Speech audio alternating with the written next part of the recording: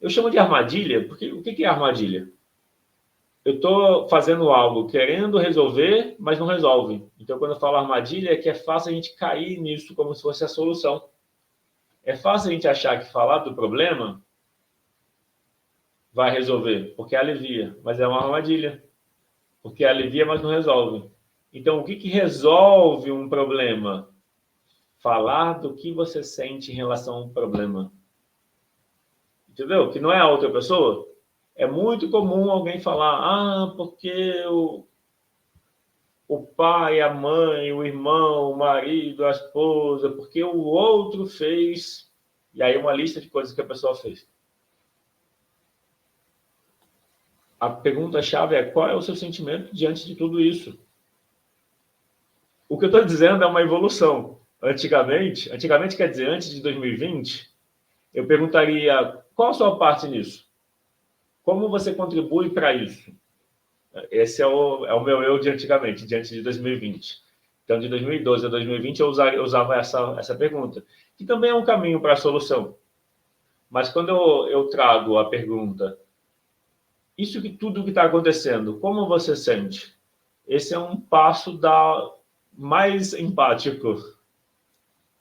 Eu vou dizer assim, a pergunta, como você contribui para o problema, é uma pergunta prática, que traz consciência. A pergunta, como você se sente diante do que acontece, é uma pergunta empática. Como eu falei, eu busco me desenvolver, então estou sempre aprendendo e me aprimorando. Então, nesse processo de me trabalhar, curar as feridas, que é algo que eu faço sempre que eu posso, sempre que eu encontro uma forma de me trabalhar, eu coloco em prática, esse processo, em alguma medida, me levou a esse ajuste. E eu aprendi na comunicação não violenta. É da comunicação não violenta esse aprendizado em relação a ouvir a necessidade por trás da emoção. E aí a questão de tirar o foco do problema para voltar para o que eu sinto, isso de alguma forma vem também da comunicação não violenta, mas também vem da prática. É curioso que se falar do problema é possível falar indefinidamente sobre os problemas, indefinidamente. Quando a pessoa fala dela, do que ela sente, do que ela precisa, são poucas palavras. Faz o teste. Experimenta, ao invés de você ouvir os problemas indefinidamente, experimenta depois de 5 minutos. Ou experimenta assim que tiver uma pausa para respirar. Experimenta perguntar pelo sentimento e pela necessidade. Aí você vai ver que normalmente a pessoa vai desviar do assunto. Vai falar não sei e vai voltar a falar do problema. Aí você enfatiza. Então, é tristeza? É medo? É raiva? É tristeza porque você precisa de consideração ou de cuidado? É medo porque você precisa de segurança ou proteção?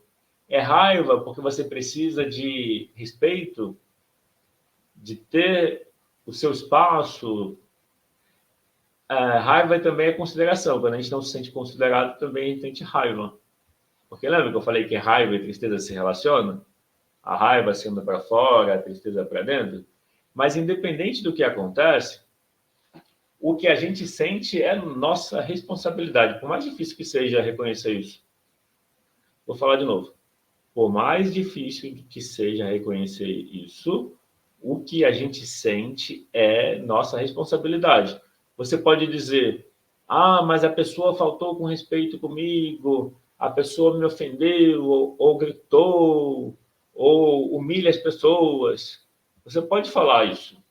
A questão-chave é, falar isso está te ajudando a resolver? Ou está só contribuindo para você ficar mais frustrado por não conseguir resolver?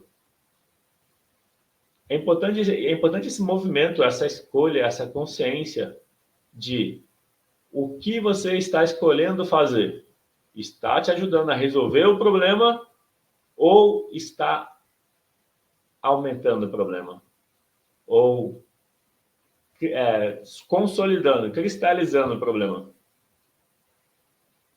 Quando você rotula alguém, esse rotular é uma forma de querer segurança do lado de fora. Rotular é você dizer, alguém é assim, a pessoa sempre faz desse jeito. Isso é o rotular. Quando você rotula, é porque você quer ter segurança. É como se você já esperasse o pior da pessoa. Ah, essa pessoa não me respeita porque ela faz A, B e C. Só que esse rotular é um esforço para buscar a segurança do lado de fora. Ou seja, não funciona. O que fazer então? Sabendo que você está buscando segurança do lado de fora, logo falta segurança dentro. Se falta segurança dentro, você precisa dar segurança dentro. Não adianta querer controlar os outros. Porque se você rotula a pessoa como sendo de um jeito, você já vai reagir à pessoa, esperando dela aquele comportamento. E aí, quando ela agir diferente, você não vai perceber. Porque você já rotulou que a pessoa é o rótulo que você deu. Abusiva, desrespeitosa, crítica, julgadora, etc. A pessoa até pode ser mesmo, mas a questão é aí quando ela não for. Você já rotulou que ela é sempre? Será que você vai conseguir perceber quando a pessoa não está sendo o seu rótulo? Normalmente você vai ignorar quando ela não for o rótulo, e quando ela for, você vai dizer, tá vendo? Sabia que a pessoa era assim. A Eliane escreveu, mas se a pessoa for assim mesmo, fofoqueira, por exemplo. Então, a questão é, a pessoa é fofoqueira. O que você sente em relação a isso? Raiva, medo, tristeza. Porque não dá para mudar a outra pessoa. Então, vamos supor que a pessoa seja. Não confia, né? Não confiar que tem a ver com qual emoção? Tristeza, medo ou raiva? Não confiar vem do medo. Aí adivinha se o seu medo é só nessa situação. Esse medo está escondido aí dentro. Entendeu? E essa pessoa que age desse jeito, que é fofoqueira, ela faz o seu medo vir à tona.